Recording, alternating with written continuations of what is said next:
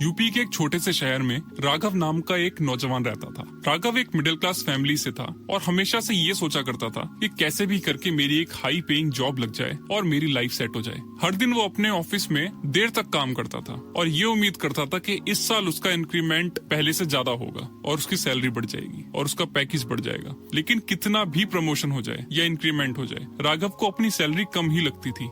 वो सोचता था जिस तरह से मेरे खर्चे बढ़ रहे हैं इस तरह से मेरी सैलरी नहीं बढ़ रही है। लेकिन वो अकेला नहीं था। हर मिडिल क्लास इंसान की तरह उसका भी बस यही सपना था, अच्छी नौकरी, बड़ी सैलरी और एक सिक्योर फ्यूचर। एक दिन उसके दोस्त साहिल ने उसे मिलने के लिए बुलाया। साहिल कुछ सालों से एक नई कंपनी के स्टार्टअप टीम में काम कर रहा था और रिसेंटली उसने अपनी फर्स्ट लग्जरी कार भी परचेज करी थी। राघव हर वक्त यही सोचता रहता था, ये कैसे पॉसिबल है, मेरे जैसा एक मिडिल क्लास आदमी जो मेरे जितनी मेहनत भी नहीं कर रहा है वो कैसे इतनी महंगी कार अफोर्ड कर पा रहा है। राघव ने सोचा कि ये तो एक अच्छा मौका है। वो साहिल से मिलने गया और डायरेक्टली पूछता है, भाई बताना तू इतना पैसा कैसे कमा रहा है बिना बड़ी सैलरी के। साहिल हंस पड़ा। उसकी आंखों में एक अलग सी चमक थी।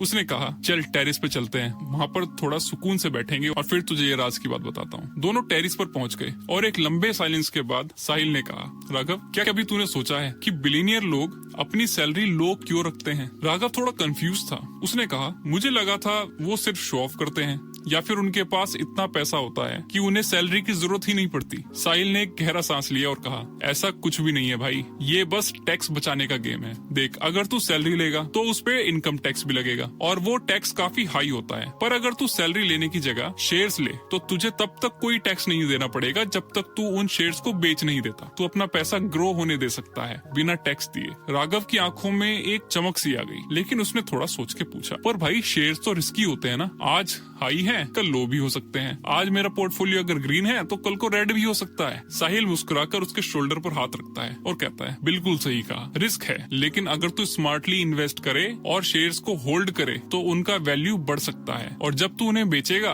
तो उनपे कैपिटल गेन टैक्स लगेगा जो इनकम टैक्स से काफी कम होता है। इस तरीके से वो लोग अपने टैक्स को भी कंट्रोल करते हैं और अपनी वेल्थ को भी ग्रो करते हैं। राघव ने एक बार फिर सोचा, ये कंसेप्ट कितना सिंपल लगता है, लेकिन मिडिल क्लास लोग शायद इसके बारे में कभी सोचते भी नहीं हैं। हमेशा बस स्टेबल सैलरी के चक्कर में फंसे रह जाते हैं। साहिल की बात सुनकर उसके अंदर एक नए सपने ने जन्म लिया। उसने डिसाइड किया कि वो भी अपने पैसे को ऐसे ही ग्रो करेगा और सैलरी के चक्कर से बाहर निकलकर सोचेगा। अगले कुछ महीनों में राघव ने अपना रिसर्च शुरू किया। वो नए कंपनीज के स्टॉक और मार्केट ट्रेंड्स पर स्टडी करने लगा। पहले तो उसने अपने सैलरी का एक छोटा पार्ट ही इन्वेस्ट किया, लेकिन धीरे धीरे उसका कॉन्फिडेंस बढ़ने लगा। अब वो रोज अपने स्टॉक पोर्टफोलियो को देखता और अपने शेयर्स को मार्केट के ऊपर नीचे होते देखते हुए एक्साइटमेंट फील करता था। उसे पता था कि अगर वो शेयर्स को टाइम दे तो वो उन्हें एक बड़े रिटर्न में कन्वर्ट कर सकता है। लेकिन अभी राघव अपने सैलरी से आए हुए पैसों को ही स्टॉक मार्केट में इन्वेस्ट कर रहा था, तो यहाँ पर उसे टैक्स बेनिफिट्स नहीं हो रहे थे। लेकिन एक दिन राघव को एक नए जॉब का ऑफर मिला, एक रेप्यूटेड एमएनसी से। सैलरी पैकेज भी उसके अब तक के हिसाब से काफी हाई था। राघव एक्साइटेड था, पर उसने सोचा कि क्यों ना अपने नए सीखे गए फंडे को अप्लाई किया जाए। इंटरव्यू के टाइम पर उसने प्रपोज किया कि वो अपनी पूरी सैलरी ना लेके उसका कुछ पोर्शन कंपनी के शेयर्स में ले। एचआर इनिशियली सरप्राइज हुआ, लेकिन वो इम्प्रेस्ड भी था कि राघव ने इतनी स्मार्ट नेगोशिएशन की थी। उन्होंने उसके प्रपोजल को एक्सेप्ट किया। कुछ साल बीत गए। राघव का स्टॉक पोर्टफोलियो अब लगभग डबल हो चुका था।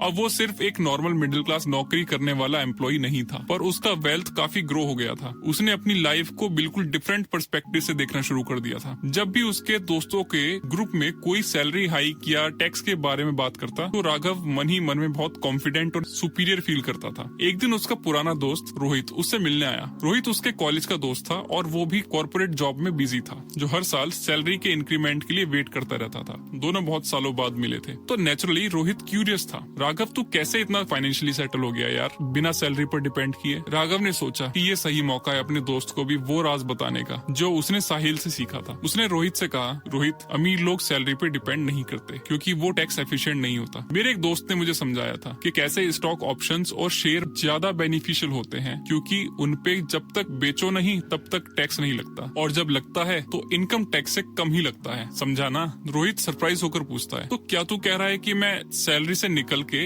स्टॉक में इन्वेस्ट करना शुरू कर दूं? राघव ने स्माइल करते हुए कहा, हाँ, बस एक हाई पेइंग जॉब के पीछे भागने की बजाय तो अपना वेल्थ ग्रो करना शुरू कर। थोड़ा रिस्क ले, लेकिन स्मार्टली और पेशेंटली इन्वेस्ट कर। तू देखेगा कि कैसे तेरा वेल्थ अपने आप ग्रो होगा। जैसे एक पौधे को पेड़ बनने में टाइम लगता है, वैसे ही शेयर्स को टाइम दे, उनकी वैल्यू को बढ़ने दे। रोहित थोड़ा हेजिटेट था, पर उसे राघव की स्टोरी ने इंस्पायर किया। उसने डिसाइड किया कि वो भी अपनी सेविंग को स्मार्टली इन्वेस्ट करेगा और टैक्स एफिशिएंट वे में वेल्थ ग्रो करने की कोशिश करेगा। और इस तरह राघव ने न सिर्फ अपने सपनों को एक नई राह दी, पर अपने दोस्त और फैमिली को भी वो रास्ता दिखाया जो हमेशा उनके सामने तो था, पर उन्होंने कभी नोटिस नहीं किया। तो राघव को अब यह एहसास हो चुका था, वेल्थ सिर्फ सैलरी से नहीं बनती, बल्कि स्मार्ट प्लानिंग और स्ट्रेटेजी से इन्वेस्ट करने से बनती है। तो आपको क्या लगता है, इनकम बढ़ाने के साथ साथ क्या हमें टैक्स प्लानिंग के बारे में भी सोचना चाहिए? प्लीज कमेंट में हमें जरूर बताएं।